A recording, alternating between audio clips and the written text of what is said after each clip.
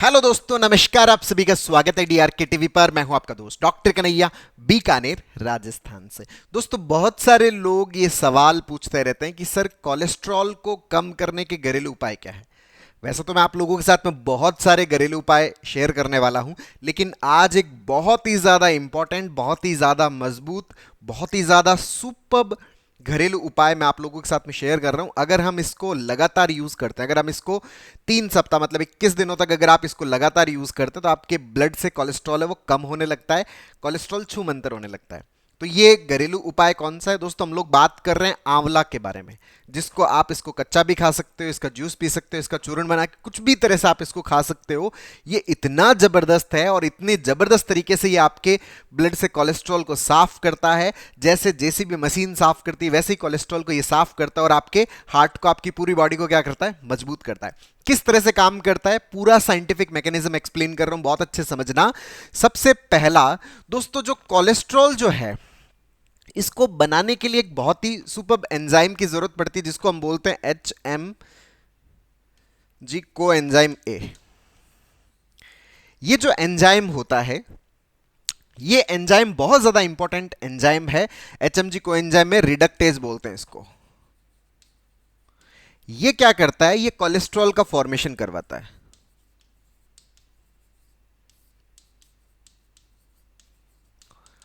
अगर हमारा ये एंजाइम जितना ज्यादा उत्तेजित होगा, जितना ज्यादा एक्टिवेट होगा, उतना ही ज्यादा हमारे बॉडी के अंदर क्या बनेगा? कोलेस्ट्रॉल बनेगा। अब बॉडी के अंदर कोलेस्ट्रॉल बनेगा तो कोलेस्ट्रॉल लोड क्रिएट होगा। कोलेस्ट्रॉल लोड क्रिएट होगा तो जो कोलेस्ट्रॉल है वो हमारे ब्लड के अंदर प्लाक बनाएगा, और प्लाक बनेगा तो ब्लॉकेज होगा।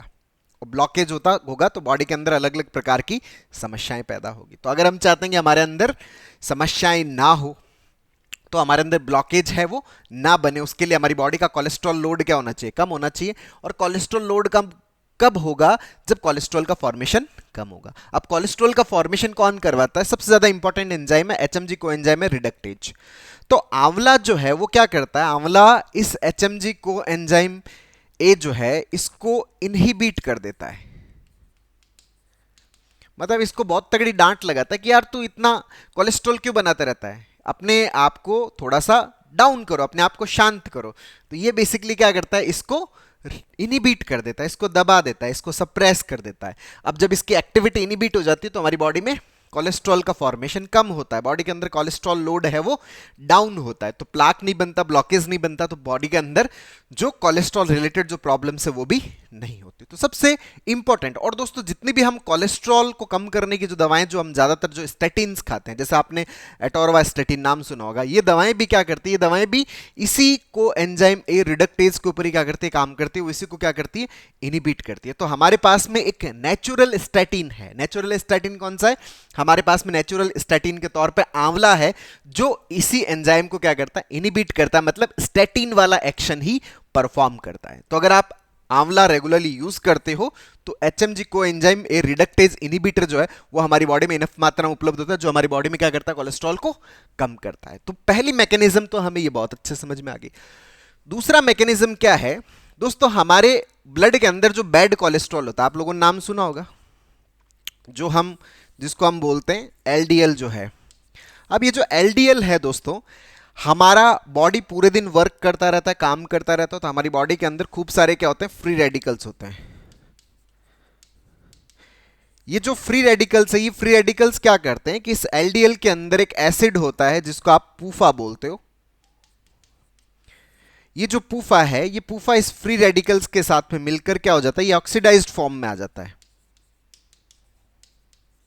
और जैसे ही ऑक्सीडाइज फॉर्म में आता है तो हमारी पूरे ब्लड को एकदम साफ रखने वाली जो हमारी मैक्रोफेजेस होती है, कहीं पर भी कुछ भी कचरा बिखरता है तो मैक्रोफेजेस क्या करते हैं? उसको पूरी तरह से साफ कर देते हैं। कहीं पर भी बॉडी में खतरा दिखता है तो हमारी जो डिफेंस है, हमारी जो आर्मी है, मैक्रोफेजेस, वो आके खड़ी हो जाती है कि हाँ भाई, क्या गड़बड़ कर रखा है, क्यों गड़बड़ कर रखा है। ये सेम चीज हमारे ब्लड के अंदर कौन करती है? मैक्रोफेजेस करती है। तो मैक्रोफेजेस क्या करती है कि हमारी बॉडी के जो भी कचरा है उसकी साफ सफाई करती है। अब यहां पर जैसे ही ये एलडीएल क्या हो जाता है? ऑक्सीडाइज्ड हो जाता है। तो ऑक्सीडाइज्ड होने से यहां पर दो गड़बड़ हो जाती है। एक गड़बड़ तो क्या हो जाती है कि हमारी जो मैक्रोफेजेस है वो इस ऑक्सीडाइज्ड जो एलडीएल है, अब इसमें जो पूफा ऑक्सीडाइज्ड हो गया, इस ऑक्सीडाइज्ड एलडीएल को ये खतरा नहीं समझती। अब खतरा नहीं समझती तो इस ऑक्सीडाइज्ड एलडीएल का लोड बढ़ता रहता है, और जैसे ही ये मैक्रोफेजेस के अंदर जाता है, मैक्रोफेजेस जैसे इसको निगलती है, अब मैक्रोफेज इसको पूरी तरह से खत्म करे, डिस्ट्रॉय करे, उसके लिए मैक्रोफेजेस के अंदर जो माइटोकॉन्ड्रिया और जो लाइसोसोम सिस्टम है, जो एनर्जी प्रोड्यूसिंग सिस्टम है, और जो लाइसोसोम है जो इसको पूरी तरह से खत्म करता है, ये ऑक्सीडाइज्ड एलडीएल क्या करता है, ये इसको नुकसान पहुंचा देता है। लाइसोसोम के अंदर जो इस ऑक्सीडाइज्ड एलडीएल को जो तोड़ने वाली जो मैकेनिज्म है, उस तोड़ने वाली मैकेनिज्म को क्या कर देता है, नुकसान पहुंचा देता है, जिसके कारण एलडीएल जो वो मैक्रोफेजेस के अंदर इकट्ठा होना शुरू हो जाता है। तो मैक्रोफेजेस जो है उसके अंदर जो फैट है वो लगातार लगातार क्या होने लग जाती है, इकट्ठा होने लग जाती है, जिसकी वजह से ये मैक्रोफेजेस क्या बना देती है, फॉर्म सेल बना देती है। जैसे झाग होता है ना, जैसे साबुन का झाग होता है, तो साबुन का झाग जैसी ये मैक्रोफेजेस हो जाती है, और ये मैक्रोफेजेस बहुत ज़्यादा जब चर्बी से भर जाती है तो इनकी मूवमेंट से वो बहुत कम हो पाती है, तो एक जगह धीरे धीरे धीरे इकट्ठा होने लगती है, इकट्ठा होकर ये क्या बनाती है, प्लाक बनाती है। और यही जो प्लाक है ये क्या करता है, ब्लॉकेज करवाता है। जो हमारी आर्टरीज है, उन आर्टरीज को क्या करता है, धमनियों को ब्लॉकेज करवा देता है, जिसकी वजह से बहुत सारी हमारे अंदर समस्याएं पैदा होती है। तो यहां पर आंवला हमें किस तरह से हेल्प करता है, इसको बहुत अच्छे से समझ लीजिएगा। दो तरह से बहुत अच्छा हेल्प करता है। एक तो आंवला जो है, हम सबको पता है कि आंवला बहुत ही जबरदस्त सोर्स है किसका, विटामिन सी का। विटामिन सी जो है वो क्या करता है कि ये जो फ्री रेडिकल्स है ना, इनको रिएक्टिव ऑक्सीजन स्पीसीज बोलते हैं, आरओएस।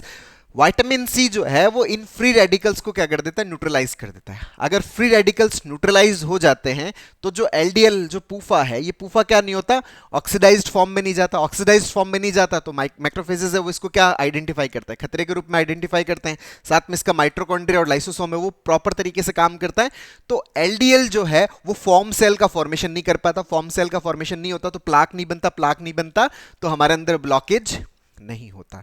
तो एक तो ये बहुत ही जबरदस्त मैकेनिज्म है कि आंवला के अंदर बहुत ही अच्छी मात्रा में विटामिन सी होता है जो इन फ्री रेडिकल्स को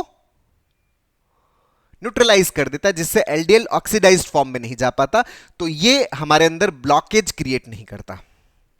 दूसरा क्या है कि ये जो विटामिन सी है, हमारे अंदर जो विटामिन ई है उसको एक्टिवेटेड फॉर्म में रखने के लिए हमें किसकी जरूरत पड़ती है, विटामिन सी की जरूरत पड़ती है। विटामिन ई जो है, ये जो एलडीएल होता है, इसकी जो एक्सटर्नल जो लेयर है, जो लिपिड लेयर है, इसके अंदर विटामिन ई होता है। विटामिन ई है वो भी क्या करता है, इन फ्री रेडिकल्स को न्यूट्रलाइज करता है। अब फ्री रेडिकल्स न्यूट्रलाइज होते हैं तो जो एलडीएल है वो ऑक्सीडाइज्ड फॉर्म में नहीं आ पाता, जिससे ब्लॉकेज नहीं होता।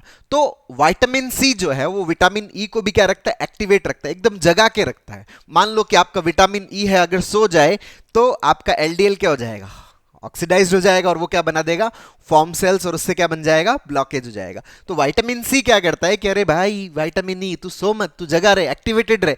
अगर विटामिन ई एक्टिवेटेड रहता है तो ये भी क्या करता है, इन फ्री रेडिकल्स को न्यूट्रलाइज फॉर्म में रखता है। अगर ये न्यूट्रलाइज रहते हैं तो एलडीएल का ऑक्सीडेशन नहीं हो पाता, पूफा का ऑक्सीडेशन नहीं हो पाता, और पूफा का ऑक्सीडेशन नहीं होता तो इधर फॉर्म सेल जैसी फूफा नहीं बनती। तो फॉर्म सेल जैसी फूफा नहीं बनती तो प्लाक या ब्लॉकेज नहीं होते। फूफा का काम होता है ना, फूफा रुक जाते हैं, अटक जाते हैं। उसी तरह से ये जो प्लाक है ये क्या कर देता है, अटक जाता है, रुक जाता है, तो उससे क्या बन जाती है, ब्लॉकेज हो जाती है। तो ये सेकंड मैकेनिज्म जो है वो आपने बहुत अच्छे से समझा कि पहला तो हमने ये बहुत अच्छे से अंडरस्टैंड कर लिया कि ये एचएमजी कोएंजाइम में रिडक्टेज उसकी एक्टिविटी होती है इनहिबिट करने की, जिससे कोलेस्ट्रॉल बनता ही कम है। दूसरा एलडीएल का ऑक्सीडेशन है विटामिन सी की वजह से होता है, तो वो ऑक्सीडेशन नहीं हो पाता, न्यूट्रलाइज हो जाता है विटामिन सी की वजह से जो फ्री रेडिकल्स, तो फॉर्म सेल्स नहीं बनती, प्लाक नहीं बनता, ब्लॉकेज नहीं होता।